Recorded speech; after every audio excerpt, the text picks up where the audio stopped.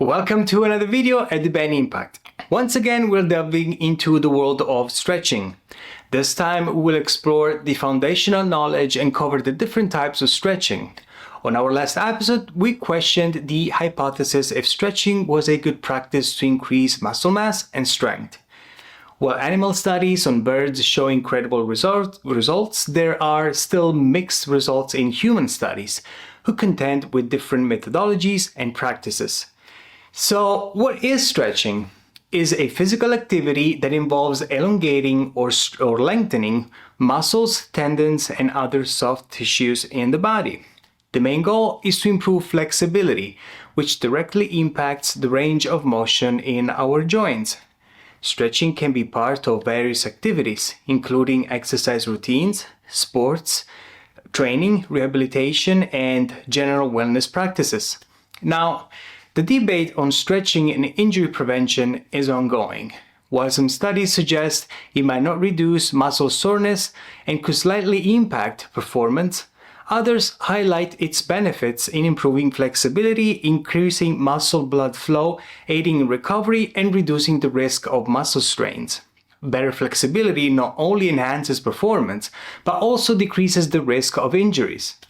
Increasing flexibility contributes to a better quality of life and functional independence, because it makes our muscles more elastic, providing a wider range of motion for everyday activities.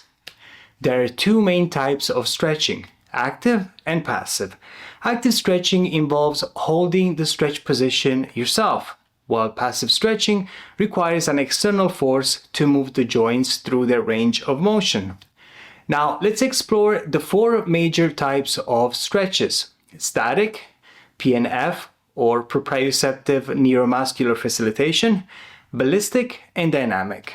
With static stretching, this method gently moves the body part into a position and holds the stretch for 15 to 60 seconds, promoting muscle flexibility. By avoiding the stretch reflex, it aims to elongate muscles rather than induce contractions. Practitioners are advised to execute slow, smooth stretches for safety. Holding the stretch for over 15 seconds relaxes muscle spindles, reducing sensitivity. Static stretches can be done actively or passively with external force. The next one, proprioceptive neuromuscular facilitation or PNF stretching. PNF stretching stretches a fully contracted muscle by moving a limb through its range of motion, followed by relaxation and repetition. This technique combines muscle contraction and stretching to relax muscles, maintaining tone. Effective in enhancing flexibility, PNF mitigates internal forces in assisting and opposing muscles. Techniques like hold relax and contract relax involve isometric and concentric muscle contractions before stretching. Ballistic stretching uses muscle contractions for elongation through bouncing movements without pauses. While effective in rapid muscle elongation, it activates the stretch reflex, causing muscle groups to contract afterwards. This method is highly discouraged due to potential injuries. It increases the activity in muscle spindles, obstructing full muscle relaxation.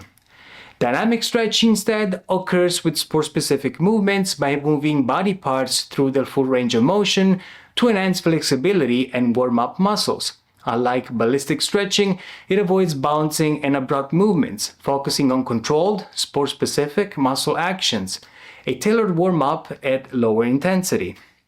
Overall, it's very important to stretch correctly. Before stretching, make sure to warm up with light walking, jogging, or biking for 5 to 10 minutes. And stretching should never replace a warm-up, and because it may lead to injuries with cold muscles.